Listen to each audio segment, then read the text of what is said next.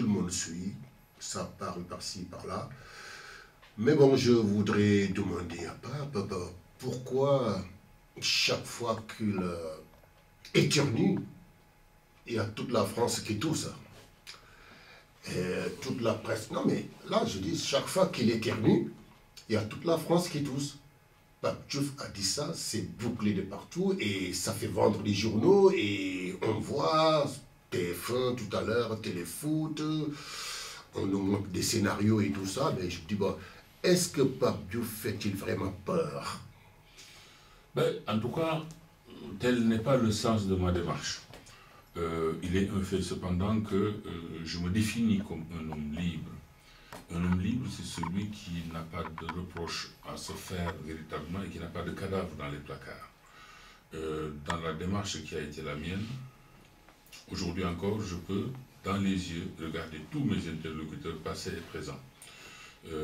Évidemment, mon départ de l'Olympique de Marseille n'a jamais été compté dans le menu détail, dans la réalité de ce que fut ce départ. C'est ce que j'ai tenté justement dans ce livre-là de faire en éclairant les gens. Ça, c'est un premier point. Ensuite, jusqu'ici, je suscite beaucoup d'envie, voire de jalousie de la part de ceux qui m'ont succédé et qui n'arrêtent pas, effectivement, d'entendre parler de moi par des supporters nostalgiques ou parfois simplement par des gens qui continuent à ne pas comprendre les raisons profondes qui ont expliqué mon départ. Donc forcément, pour ce qui est de Marseille aujourd'hui, je reste, j'allais le dire presque avec le sourire, la bête noire de ceux qui sont aujourd'hui à la tête du club. Et tous les arguments, tout est bon aujourd'hui pour essayer non seulement de me salir, mais aussi, je dirais, de focaliser les problèmes de l'Olympique de Marseille sur moi. C'est quand même terrible que les choses se passent de cette manière-là, d'autant plus que on veut me faire passer pour un bouc émissaire. Disons, si demain les résultats étaient moins en attente, étaient moins, je dirais, proportionnels à l'attente, oui, on pourra dire évidemment le club a été déstabilisé. Il y a des fois, quand je les entends parler ou quand je lis leur communiqué, je me dis, je ne suis pas seulement Pape Diouf, mais je suis D'Artagnan, Tarzan et Hercule réunis. Parce que pour arriver à autant susciter le débat, pour arriver autant, je dirais, à être celui qui déstabilise le club, il m'a fallu quand même, il me faut vraiment des forces, j'allais dire presque occultes. Mais justement, vous nous coûtez beaucoup d'argent, parce qu'aujourd'hui, nous avons vu que l'Olympique de Marseille a dépensé 80 000 € pour tout simplement répondre à votre livre, donc parlant de l'amour du jeu, J-E, en réponse à votre livre, donc ce n'est bien plus qu'un jeu, J-E-U. Donc que dites-vous par rapport à ça? Il est évident que, oui, je suis au courant de ce communiqué, de cette publicité faite au détriment des finances du club, dont on dit aujourd'hui que ces finances-là mériteraient beaucoup plus d'égards.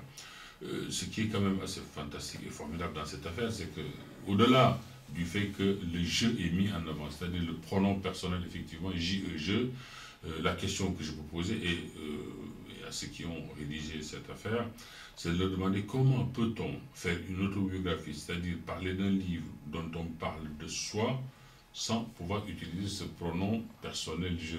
Alors, je vais peut-être apprendre d'autres règles de français en les écoutant et en écoutant leurs conseils. Pour le moment, je ne vois pas trop comment je peux parler de moi sans parler de je. Mais à la limite, je peux... on vous reproche le départ de Gareth et la hausse de la masse salariale. Je finis. Là, donc, sur ce jeu-là, à la limite, je peux leur concéder ça. Mais après, pour le reste, justement que, pour le fond, donc, tout ce qui a été dit relève de l'imagination ou du mensonge, ou alors de la falsification.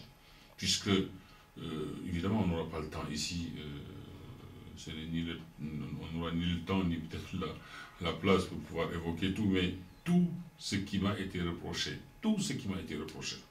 tout, je peux le démonter et démontrer totalement, mais alors absolument le contraire. Absolument.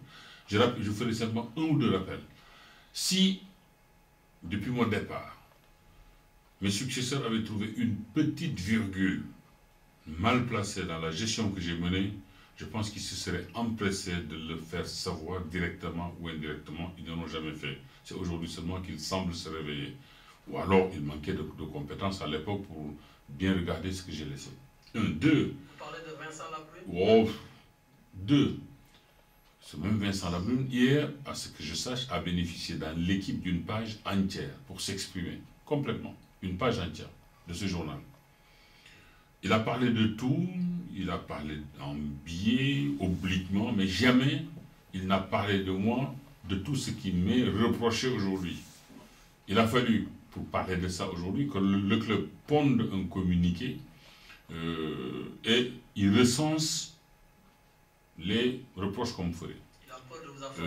Donc il y a là, me semble-t-il, une démarche pour le moins très peu courageuse, puisque je ne confonds pas la personnalité de Labrune, le personnage de Labrune, avec l'institution olympique de Marseille. Puisque je suis persuadé qu'à l'Olympique de Marseille, en interne, au sein du club, les gens ont une autre idée de moi que celle-ci. Et je dirais aussi autre chose, c'est que si tout ce qui a été dit est vrai, pourquoi ce même Labrune avait-il dit quand il est arrivé à la tête du club, tout compte fait, on a été assez injuste avec Pape, puisque sa gestion a été remarquable. Mais un argument étayé par celui qui m'avait succédé directement, Jean-Claude Dacier, lequel, en réponse à d'autres critiques dont lui-même il était objet maintenant de la part de Labrune, a dit, c'est dans le journal, dans le quotidien sportif dont on a parlé, Dacier disait, peut-être que demain, Labrune me trouvera à moi aussi des qualités comme il en trouve aujourd'hui à Pape Diouf, un Pape Diouf qu'il n'avait pas cessé de flinguer dans tous les dîners de ville à Paris. Alors, quand on reprend tout ça et dans la chronologie, je pense qu'aujourd'hui, je le vois plutôt être talonné par des circonstances dont il ne maîtrise pas tous les éléments, tous les critères. Et c'est vrai que tout ça, parfois, c'est un peu une manière de montrer que l'homme a perdu son sang-froid. Oui, on va essayer de changer de rythme parce que, bon, comme je dis, le football est devenu un monde impitoyable où c'est le pouvoir, l'argent, la célébrité, la vanité qui est en train de gangréner ce sport au détriment des gens qui ont prouvé les choses. Donc, vous savez, moi je parle de l'OM et de Pape des années-lumière, là où Tapi n'était même pas encore là. Et dans ce livre, quand il parle des minots, là, je suis nostalgique. Et je me souvenais, l'OM jouait à le stade Livonne. Et beaucoup de gens aujourd'hui qui sont là à Marseille, ils peuvent crier l'OM, l'OM. Mais quand l'OM jouait au stade Livonne, devant 2000 spectateurs, moi je peux dire que j'étais souvent là-bas. Et je ne voyais pas beaucoup de gens. Et Pape était là. Il faisait son travail.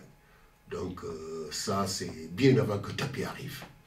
C'était là où les Anigo, aujourd'hui, qui a eu quand même beaucoup de responsabilités au niveau du club, il était joueur, tu vois, et d'autres, tu vois, on les voyait, ils ont du mérite pour sauver l'OM, pour faire remonter l'OM, et que les Bouba et consorts sont venus les accompagner. Donc on était là, on a suivi. Bon, je sais que, indépendamment d'être président de l'OM, je pense que depuis quand même plus de 40 ans qu'il est dans le métier, il connaît le stade Vélodrome, tous les coins et les recoins, il en a vu des stars. Et je voudrais vous demander, Pape, quelle est la star africaine qui vous a impressionné dans le champion de France? Et la deuxième question, quel est aussi le joueur sénégalais qui vous a marqué avant que vous veniez en France? La star africaine dont je pourrais parler et qui aura été peut-être une star marquante dans le championnat de France, c'est très difficile de le faire. Pour ma part, j'ai fait un choix qui reste malgré tout subjectif, puisque je persiste à penser que, d'ailleurs très peu de nos auditeurs sans doute connaissent peut-être le nom de ce garçon où l'on lui jouait. Pour moi, Salif Keita restera comme le joueur africain qui m'a produit la plus forte impression. Salif Keita, le Malien, qui a joué à Saint-Etienne et dont le nom, effectivement, est rattaché aussi à une anecdote qui, vous voyez, que quand il est arrivé en France, ne sachant pas où Saint-Étienne se trouvait, avait pris un taxi, il lui avait dit je vais à Saint-Étienne. C'est resté effectivement dans les annales comme une anecdote assez savoureuse. Donc pour moi, Salif Keita reste malgré tout le joueur qui m'a produit la plus forte impression. Après, on peut parler d'autres garçons comme Georges Weah, on peut parler de garçons comme Amédi Pelé, comme bien plus tard Didier Drogba, qui ont tous plus ou moins démontré, je veux dire, qu'ils avaient eux aussi la classe mondiale. Sauf que Salif Keita, l'époque où il est arrivé, c'était une époque plutôt creuse pour le football africain, qui n'avait pas encore, je dirais, pignon sur rue dans le championnat. Mais en valeur intrinsèque et en valeur pure, je persiste à parler et à penser Salif Keita, même s'il y a peut-être une forme de nostalgie dans ce choix que j'ai opéré. Avant de venir et de quitter l'Afrique, pour venir ici, évidemment, si on parle en termes sénégalais, il y a eu Matarnian, qui a été un très grand footballeur, qui a joué aux Espoirs de Dakar, qui a joué en équipe nationale, et même en France, qui a joué à La Ciotat. Pour moi, il restera, à mes yeux, comme le joueur qui, là aussi, c'est simplement une question de sensation personnelle, qui m'aura peut-être le plus séduit. Mais en cette période-là, il y avait d'autres joueurs aussi en Afrique qui, périodiquement, venaient parfois au Sénégal et, j'allais dire, nous illuminer de leur talent ou de leur classe. Donc, je crois qu'en règle générale, le choix d'un joueur dans une hiérarchie sentimentale, cela relève souvent, je dirais, de sensations personnelles. Oui, il a cité Matarnian, qui était un footballeur très élégant, et Salif Keita ne pouvait pas comprendre comment Matarnian n'a pas réussi au haut niveau en France. Parce que Matarnian, c'était l'élégance, l'artiste, le buteur. C'était un joueur magnifique que j'ai connu aux Espoirs de Dakar et qui a fait le Giraffe, la fusion qui a eu lieu en 69, 70, le premier championnat, et le Giraffe a été créé avec la fusion de l'Espoir de Dakar et le Foyer France-Sénégal. Et Matarnian a tout remporté cette année 70 avec le Giraffe, le championnat et la Coupe du Sénégal. Matarnian n'a pas eu une carrière sportive pro digne de son talent, mais c'est quand même quelqu'un qui a marqué le football sénégalais. Et comme il dit, Salif Keita aussi, bon, c'était aussi pratiquement la même génération. Et Salif, c'était quelqu'un qui est venu, qui s'est imposé dans le championnat de France, qui a fait de grands clubs, Marseille, Saint-Étienne d'abord, Marseille, Valence et le Portugal, et finir sa carrière aux États-Unis. Domingo. On l'appelait Domingo, c'était son surnom quand il était africain, quoi, avant de venir en France, quoi. On l'appelait Domingo. Et Salif, quand même, a marqué toute une génération. Mais Pape, vous savez, il y a une question que j'aimerais vous poser concernant les infrastructures au Sénégal. On a un petit peu parlé des infrastructures au Sénégal et que l'actualité oblige. Vous voyez que l'équipe nationale du Sénégal est obligée de s'exiler à Conakry pour jouer un match capital, un match de qualification du mondial. Il devait être un match à domicile. Mais compte tenu des incidents qu'il y a eu entre le match Sénégal-Côte d'Ivoire et tout, donc le Sénégal, le stade a été sanctionné d'1 an de suspension. Mais vous trouvez normal qu'un pays comme le Sénégal, qu'on ne puisse pas avoir un autre stade homologué FIFA pour pouvoir jouer cette compétition? Évidemment que la réponse se situe dans la question. Il n'est pas logique ni légitime qu'un pays comme le Sénégal ne puisse pas bénéficier d'un deuxième stade de repli avec cette sanction, suspension qui frappe aujourd'hui la fédération, en tout cas le pays tout entier, à la suite des événements qui avaient émaillé la rencontre Sénégal-Côte d'Ivoire. J'avais été interrogé localement sur cette question et j'avais répondu peut-être que l'occasion était là donnée pour essayer dans des temps de rénover un des stades, que ce soit celui de la Casamance qui avait été évoqué, ou je pense celui de Thiès, je ne me souviens plus trop. J'avais dit que c'était peut-être l'occasion de faire d'un mal un bien en rénovant un de ces stades-là et en lui donnant, je dirais, les infrastructures répondant aux critères admis par la FIFA pour qu'on puisse jouer sur ce stade-là. Ça n'a pas été fait. Mais il faut savoir que ce problème évoqué n'est pas seulement propre au Sénégal. Le Cameroun est aussi démuni en matière d'infrastructure. La Côte d'Ivoire n'est pas mieux lotie. Le Mali aujourd'hui, sans doute, bon, peut-être un tout petit peu le borgne chez les aveugles. Je crois que c'est un problème global posé à l'Afrique de l'Ouest. Et il serait très bien, il serait bon aujourd'hui que les États concernés parviennent, me semble-t-il, à trouver des solutions à ce problème récurrent. Mais que vous connaissez le stade Assane Diouf, le stade abattoir.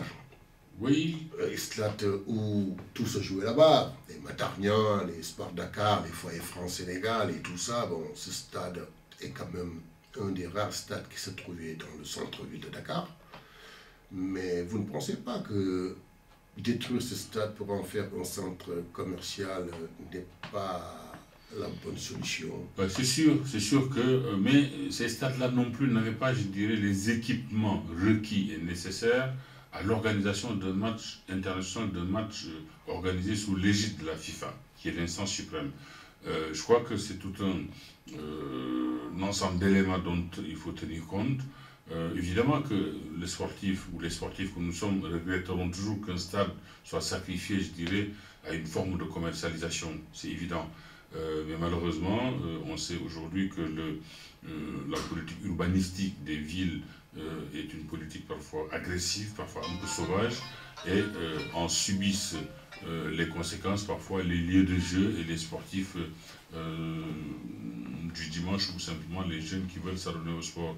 Je crois que de manière beaucoup plus globale, de manière beaucoup plus générale, il serait bon que nos États prennent à bout de bras cette histoire de politique sportive, qu'ils donnent à cette politique sportive un véritable contour, un véritable contenu, de manière à ce qu'on puisse enfin s'adonner à la pratique d'un sport de manière normale et aussi donner, je dirais, à la jeunesse, justement, les moyens de pouvoir progresser dans les disciplines que les uns et les autres auront choisies. Voilà, donc je rappelle à nos auditeurs que nous sommes avec Pape Diouf. Nous avons l'immense honneur vraiment de l'accueillir sur ce plateau pour parler de son livre, mais aussi de beaucoup d'autres choses, comme vous venez de l'entendre avec Moïse. Et juste, je sais que vous êtes de plus en plus nombreux à vouloir entrer. Une dernière question, et c'est promis, on va libérer les lignes et vous allez pouvoir entrer. Donc, Pape, moi je reviens sur le livre. Et donc, sur votre livre, vous avez écrit: à la minute même où j'ai été nommé, j'ai commencé à penser au jour de mon départ.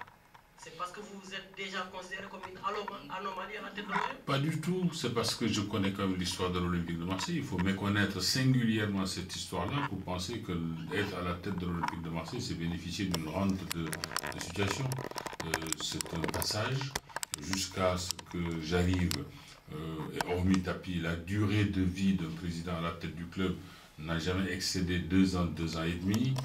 Donc, en y venant personnellement, été, j'allais dire de ma part, un véritable péché que de penser pouvoir y durer au-delà du temps. Ce n'était pas possible. Donc, c'était une manière un peu de dire aussi que, en y venant, on ne doit penser qu'à ce qu'on peut apporter à ce club.